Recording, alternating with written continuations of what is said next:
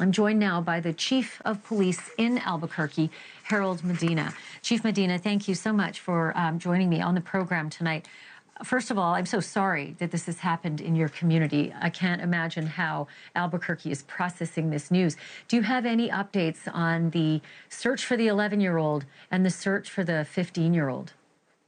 Well, you guys are going to get it first. The 11-year-old was taken into custody about 2 hours ago by a neighboring department and detectives from the Albuquerque Police Department. He's been transported back to Albuquerque. He's lawyered up. He's not going to give a statement. And we are working with our partners at the Children, Youth, and Services Division to get him into a 72-hour hold for an evaluation. And hopefully, based off of that, we could get him into an institution to be evaluated for a period of time. But that's the best we're looking at this point in time, because under current state law, we're not able to book him into a correctional facility.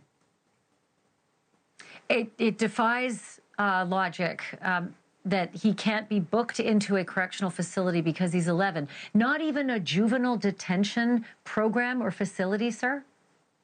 No, we went through this last year with this same individual.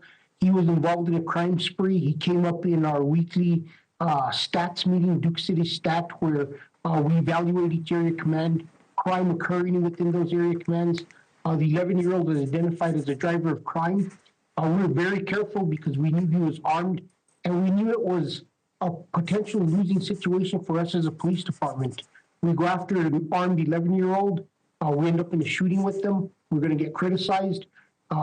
He kills one of our officers. God helping that never happened, but we knew that it would be a horrible end to this. And we also knew that if he killed a citizen, it would be devastating. We didn't know this video had already been taken and that this had already occurred. We eventually took him into custody, and for about 27 hours, our detectives worked with the state to get him committed. And of course, he was released soon after that.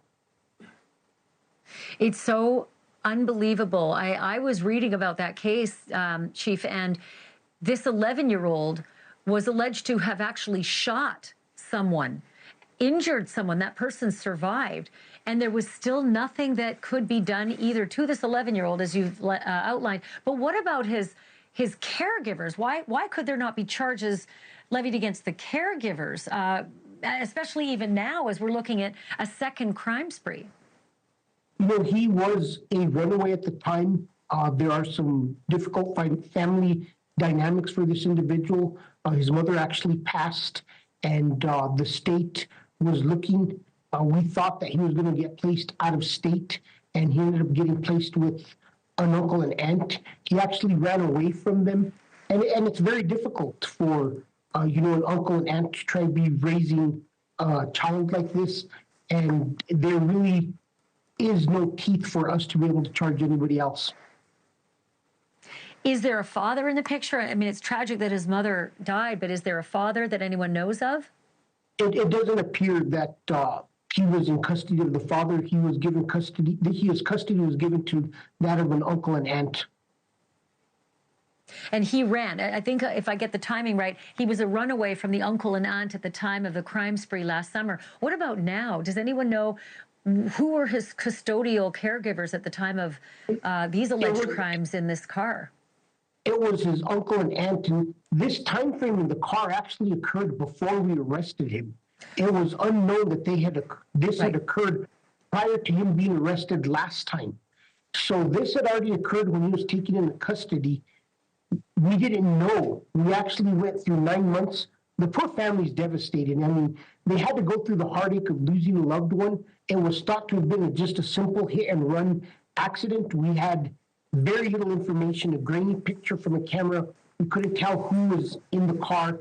And then we got tips that these individuals, somebody went to a school teacher and somebody went to a parent and said, these individuals have a posting on social media that they ran somebody over and killed them. And that's when our detectives from our digital intelligence unit, they got a hold of the evidence, and they started researching it, and were able to pinpoint the date of the video, the location of the video, and we were able to tie it to this specific unsolved hit and run accident. Thanks for watching. Go to joinnn.com to find NewsNation on your screen. And don't forget to click the red subscribe button below to get more of NewsNation's fact-driven, unbiased coverage.